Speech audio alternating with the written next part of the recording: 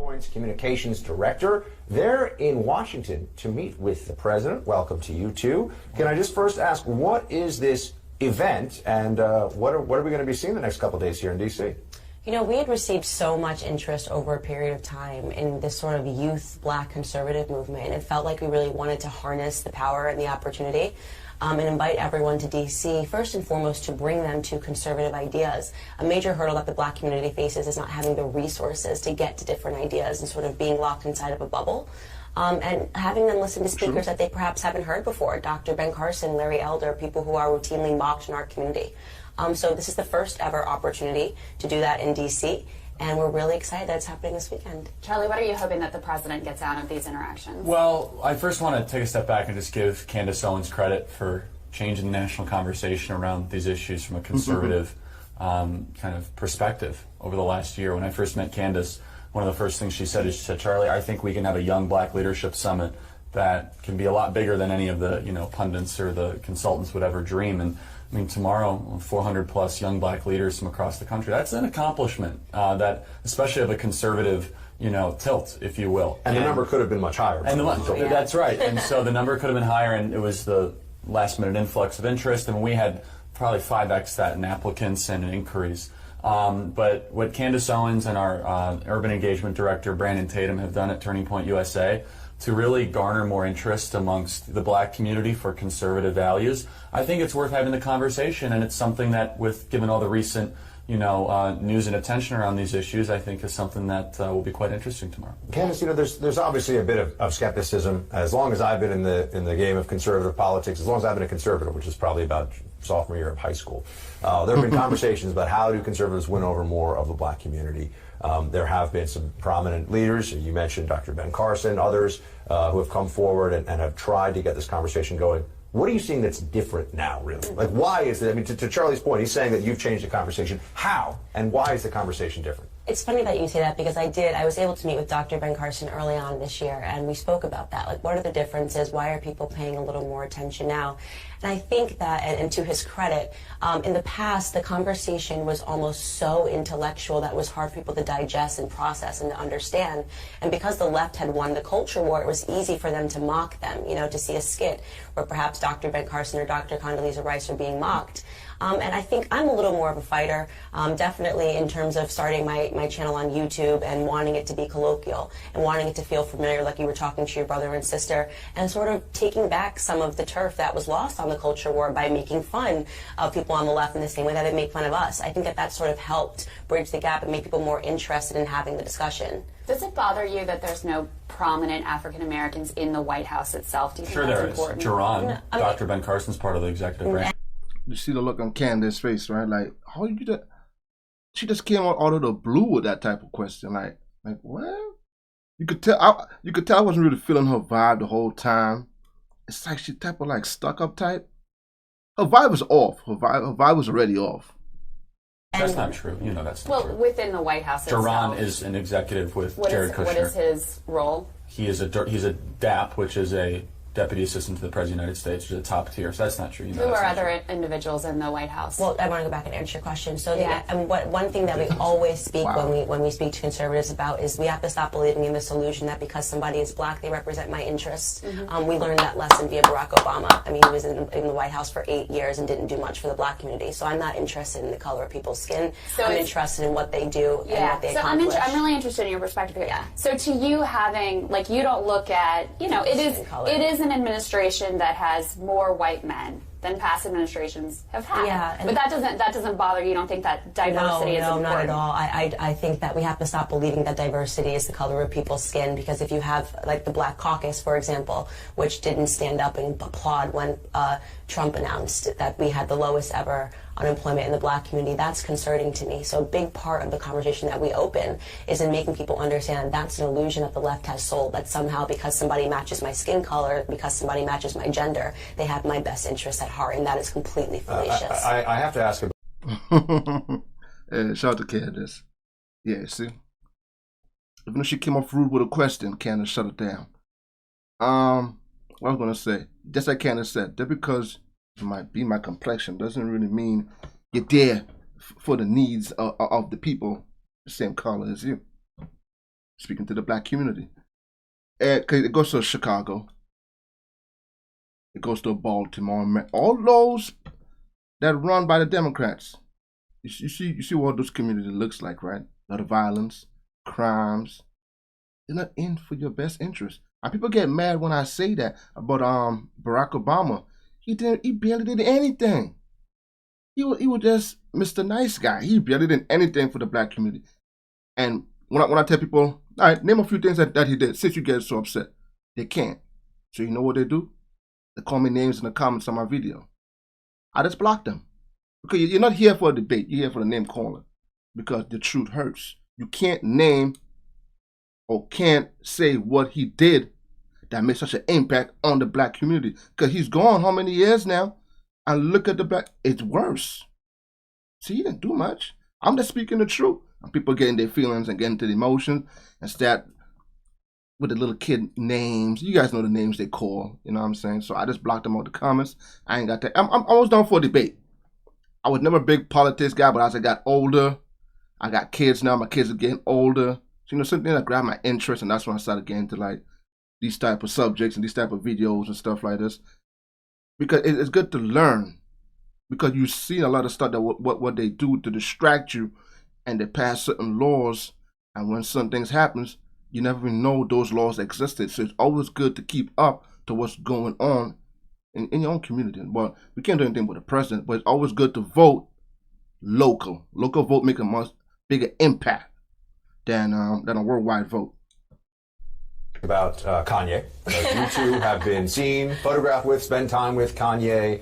I got a tremendous, we have to speak about him on the show, got a tremendous amount of attention from the media from a recent meeting in the Oval Office. How does he factor? Look, you know, I feel like conservatives play this game that we go back and forth. If anybody who's famous starts talking in any way that conservatives like, we embrace them right away, and then sometimes we feel like we get burned later. They're not as conservative as we thought. Kanye has such a huge megaphone. He's obviously somewhat of a controversial figure as well, based on what he said in the past. Charlie, just to start with you, I mean, how does he play into all this other than, I mean, I want to hear from both of you on this, but how does he play into all this other than just getting a lot of attention? You know what I mean? How is he changing the conversation? I'll be the first one to admit, I mean, I was your typical macroeconomic loving kind of conservative individual that wasn't part of the culture that, you know. You got a high paperback in your bag. I know what I mean. Like I became a conservative based on reading Free to Choose and Ludwig von Mises. And I think it's amazing that someone like Kanye West is broadening the conversation. And it was Candace that opened my eyes to this. And I wasn't that I was resistant, but I was like, really, Candace? Like, wait, what do you mean that we can? She said, no, you don't understand. From one of the first times I met Candace said, Charlie, Kanye West can change the national conversation on these issues, and I think that he's more of a Trump supporter than people gave credit. In fact, Candace is on record with our friend Dave Rubin saying this back in September of 2017, kind of predicting the Kanye movement, I guess you could say. The Kanye movement. Kanye movement, yeah. I'm going to use that word, and I think that's true. I've sort of followed Kanye's career for a very long time, so when I was asked that question of who I admire, I said Kanye West, because he's always been, long before Donald Trump came down the escalator, it was Kanye West that's been the battering ram against political correctness, and I knew that someone with his personality wasn't going to be able to exist comfortably on the left anymore, because we are now being told what to think, how we have to think, who we have to love, who we have to hate, and that's not comfortable for anybody that's an artist, and their stranglehold on culture is really what Kanye is sort of taking a stab at. Now, I want to be clear, based off of my conversations with him, he's not a Republican, you know, and I think that that's an important thing to distinguish and to make clear distinction to make, because in many ways I've said I'm not a Republican either, but he is a free thinker and he values ideas, and unfortunately, if you believe in the ability to think and to have a dialogue, that is a position that's on the right today. So, Candace, I do want to ask you about news of the day. Obviously, we have all these explosive devices that have been sent to prominent critics of this administration. Right.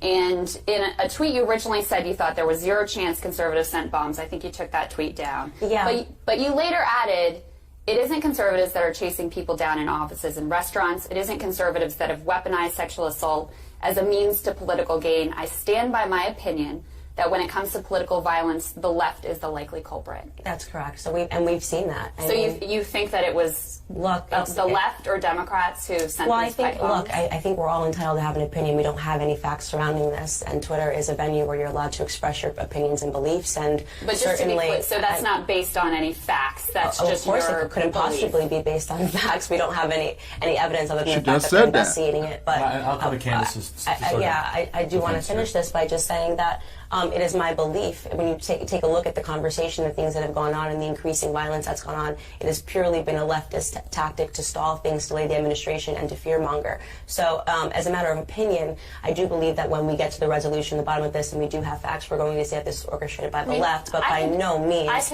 is that opinion rooted in any proof, because we don't have anything yet to go off of. I could certainly point to Charlottesville. I could point to other acts that happen. I could point to Dylan Roof. I mean, there's certainly acts of violence that have come from right. But do you see how far back you have to go to do that? Charlottesville? Mm-hmm. That's literally starting at the beginning of his administration. Look at all of the things that have gone on. I don't want to have this debate, because ugliness can come from both sides. No, I'm just saying that you brought it up. But I do want to ask you, though. Just answering the question. I mean, you've got a big platform. I do. Right? And you have a powerful voice. Thank you. And kudos to you for creating that. Thank you. How do you view the responsibility that comes with that? I view the responsibility of just being a person that maintains my ability to have an opinion, that I express an opinion, and no means that I say that I have just found the facts and this is related. Yeah. And I always reserve the right. You said there's 0% chance. Yeah. I said I'm going to go out and say that there is a 0% chance that this was sent by conservatives. I find all the things that are going on, the caravan of illegals, the packages that are being sent, and Brett Kavanaugh's confirmation. And just to clarify, you think the caravan too was organized by Democrats? I find it to be incredibly suspicious timing, so that they are meant to get to the border on the day of the election. Again, this is not rooted in fact, but you do have to understand I am very much entitled to my opinion, and Twitter is my platform. Candace, I have one more. Just one more here, because she's relentless, huh? She is. Doesn't matter how many questions she throw at Candace and she answers it, she's still persistent. That's like Candace said.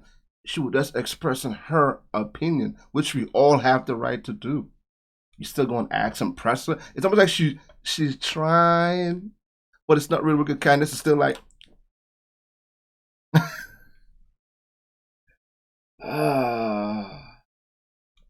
gotta love it. You just gotta love it. All right, let's hear what the last question is. I did. I wanted to get to know you before you came on. Yeah. And I'm really interested in your perspective, because I think you're a fascinating person. Thank you. There was another tweet that said, the Democratic Party is comprised of racist white liberals. That is correct. Am I a racist white liberal? Well, let's go back. And let's say, I will say this, that many people in the party are not aware of their own racism. Let's go back to an early part of this conversation where you said to me, are you concerned about the color in the White House? Why would you ask me that question? Because you speak about black issues. No, but why would you ask me? Well, let's get to really the nucleus of this. Why did you ask me that question today? Oh, I just said it. You see, no, Candace wants all the smoke. She wants all the smoke.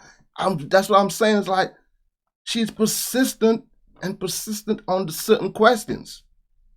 Even when she hears her answer, she's still pressing Candace. No, Candace wants to know why you're asking this. It's the truth what she just said, though. The liberals, to me, it's like they don't show that they racist, but the way they put the twist on it, it's like this, right? It's like they're not going to do racist things. They're not going to say racist things, right? But all the crimes going on in the black communities, they don't say nothing. They're quiet. They're like, oh, let them fight amongst each other. We'll stay out of that. But the minute a white and a black person gets into it, oh, it's all over the news. It's everywhere. Oh, white cop did this to this black African American. Oh, this white person does this racist remark. But what about all the crime, the black and black crime that's going on? All the poverty and pain. Oh, you don't notice that. That's how the left thinks.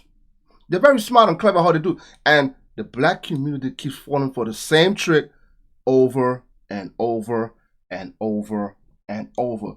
They keep you cushioned in that one spot. Oh, you want welfare? You want this? You want that? We'll give that to you. But they keep you. They don't have you fighting to grow, to be successful, where you can get out of there. They want to keep you suppressed in that one area. You guys know what I mean? You look at some people living together, just on projects. You guys know what I'm talking about. It's like the crimes. It's like never ending. How come they can't stop that? You know they can. They just turn a blind eye to what's going on over there until an injustice happens, where it's a cop and a black person. That's when they came. That's when they want to. Oh my God! I can't believe that happened. Oh, but this last week, this guy just shot like 6 people. You can cover that, man. Wow, it's right in our faces, and so for some reason we still don't see it. Because why did you feel that I needed to be concerned about that?